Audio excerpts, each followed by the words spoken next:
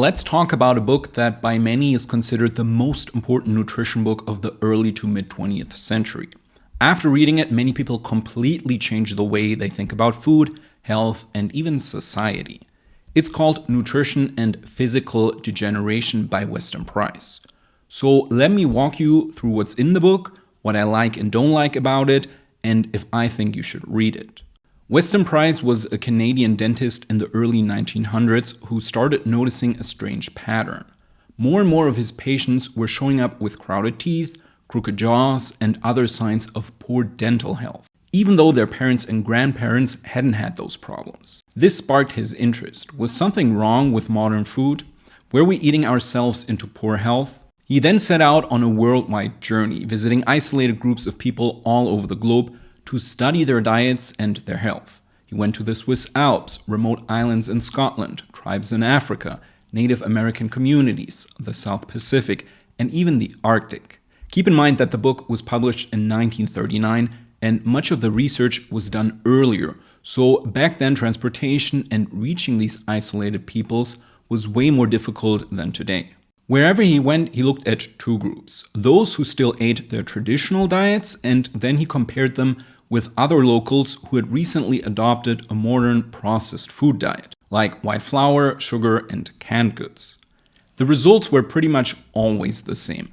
The people sticking to their traditional diets had white faces, straight teeth, strong bones, and barely any cavities, usually without brushing their teeth much or even at all. They were also remarkably resistant to disease. Meanwhile, the locals who had started eating processed foods often had crooked teeth, more facial deformities, higher rates of illness, and way more dental problems, even within a single generation. So the book is basically a photographic and written documentation of what happens to our health when we move away from traditional diets and towards a more modern processed one. He calls this decline physical degeneration. And again, he didn't just mean more cavities. He was talking about changes in bone structure, higher susceptibility to disease, mental health problems, and even fertility issues. Now that you have a basic understanding of what the book is about, let me start with the things that I liked about it, and then later we will talk about the things that I didn't like. The first is that it's very easy to read. Price writes in a clear, straightforward way that makes the book feel more like a travel journal than a science textbook. He shares stories of his journeys, the people he met, and what he observed, all without getting bogged down in overly technical language. So even if you're not into nutrition, you can still follow along and get the message. It's definitely not an academic paper filled with technical jargon, and it is very beginner-friendly. The next thing I liked is that it covers multiple peoples around the world, and I already mentioned this. This is also probably the most powerful thing about it. It's not just one village or one country. Price looked at communities all over the globe with different genetics, different climates, different religions, and like I said before, the same pattern always emerged over and over again. People who stuck to their traditional diets were robust, with broad jaws, straight teeth, no or very few cavities, strong immunity, and good physical health. People from the same communities who had adopted modern foods had more cavities, narrower faces, crooked teeth, and were also more prone to disease. He basically conducted dozens of mini case studies all over the world. And even though it wasn't a controlled lab experiment, the sheer consistency of the findings is very hard to ignore. The third thing that I liked were the photos. This is pretty eye-opening stuff. Page after page, you will see photos that speak volumes. He shows side-by-side pictures of people who grew up under similar conditions, but one with the traditional diet and one with the modern one. The difference in their faces is wild, and he sometimes also shows photos of entire villages where everyone has perfectly straight teeth. No braces, no dental work. These images really drive home the point that this isn't necessarily genetic luck, it's nutrition. This kind of visual proof is very powerful because you can literally see physical degeneration happening in real time, generation by generation.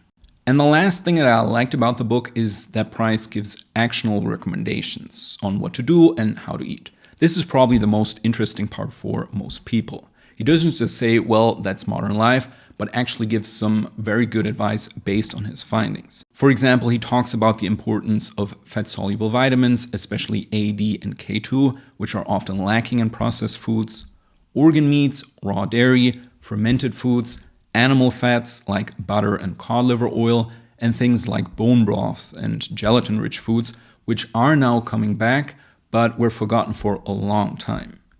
His general message is don't fear traditional diets. So don't base your diet on modern stripped-down processed foods, and instead prioritize nutrient density.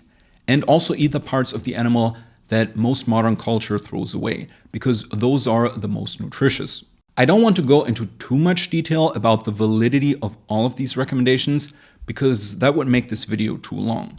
I personally agree with many of his observations, but not all of them. What I really want to highlight, though, is something that often gets overlooked when people talk about this book. And that's how he shows how humans can thrive on many different kinds of diets. The Swiss villagers were thriving on raw dairy and sourdough rye bread. The Inuit were very healthy, eating mostly animal fat and fish. Some African tribes were doing very well on root vegetables, fermented grains, and raw milk.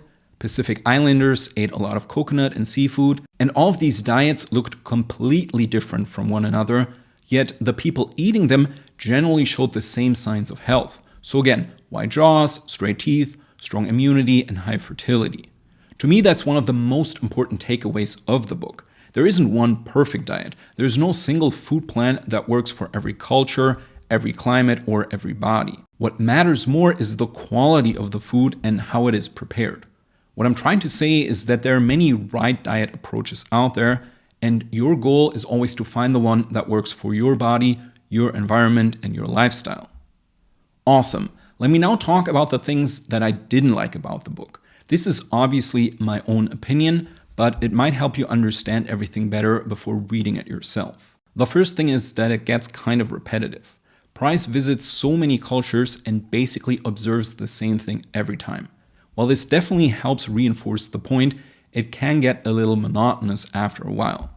After you read about the 7th or 8th group of people with perfect teeth and no cavities, you kind of already know what he's going to find in the next one. The descriptions don't vary that much, and it's always the same thing.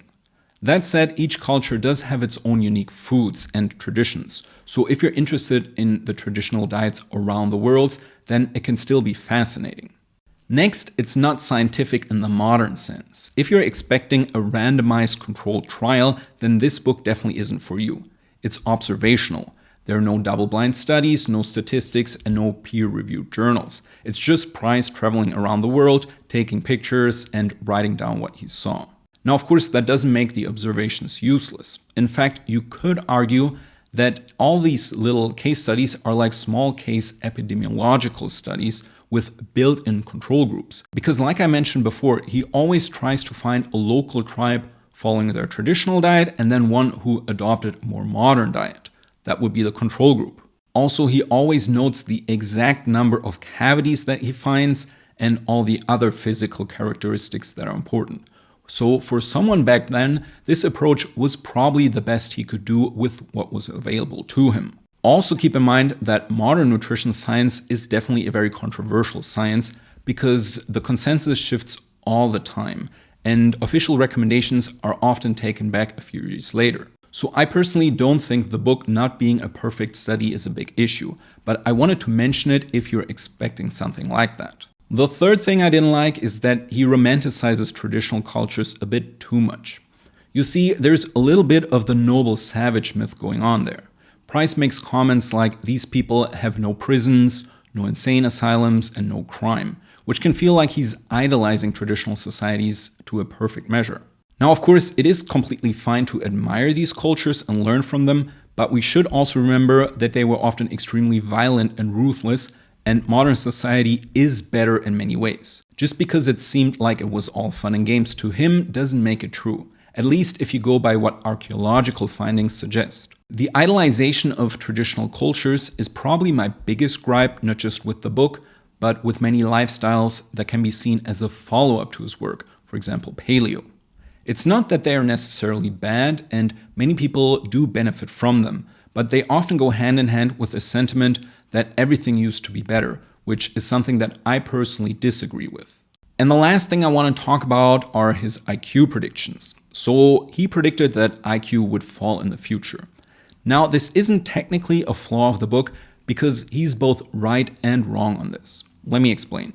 Price suggests that if people continue to eat nutrient-poor diets, their IQ and mental capabilities would decline. He was clearly concerned about what poor nutrition does to your brain and not just to your physical health. But in reality, IQ scores have actually gone up over the last century. This is known as the Flynn effect. So his prediction didn't actually come true. But you could argue that it is coming true now, because the Flynn effect has peaked between the late 80s to early 2000s, and after that point, the steady rise in IQ scores either slowed down or even began to reverse, depending on the country. There's a huge debate going on why this is, and nutrition definitely plays a role in it. So you could also say that he was right, but just wrong about the timing. I will leave this up to you because this discussion is also a rabbit hole that would take up too much time for this video. Awesome. So to wrap up this video, let me give you my verdict. Do I recommend this book? Yes, absolutely. Nutrition and Physical Degeneration is still one of the most important health and nutrition books out there. It's not just about teeth, it's about how our food choices affect every part of our bodies and how quickly things can go wrong if you follow a bad diet. We're living in a time where degenerative diseases like obesity, heart disease, and diabetes are more common than ever. And this book is like a time machine that shows many of these things are diet related. That said, my biggest worry is that some people take this book and run straight into the extremes. So swearing off all modern food, obsessing over ancestral lifestyles, or jumping into very rigid diets without any flexibility. Now, don't get me wrong, there is a lot of wisdom in traditional ways of eating, but we also have to live in our modern world. So just because a certain tribe thrived on fermented fish heads doesn't mean that it's practical or necessary for everyone today. I personally believe the biggest modern breakthrough in nutrition is our ability to customize our diets to our own needs and to our own preferences. A good example of this is liver. In ancestral health circles, it's often treated like a superfood, and in many ways it is. It's packed with fat-soluble vitamins, iron, and minerals.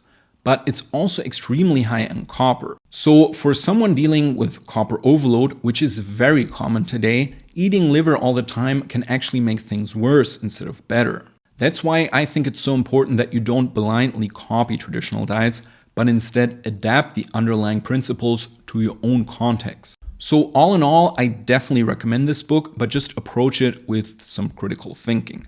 Price's message is still very relevant today, but so is the complexity of modern life. So again, the goal wouldn't be to live like your ancestors, but to use that knowledge in a way that works for you today.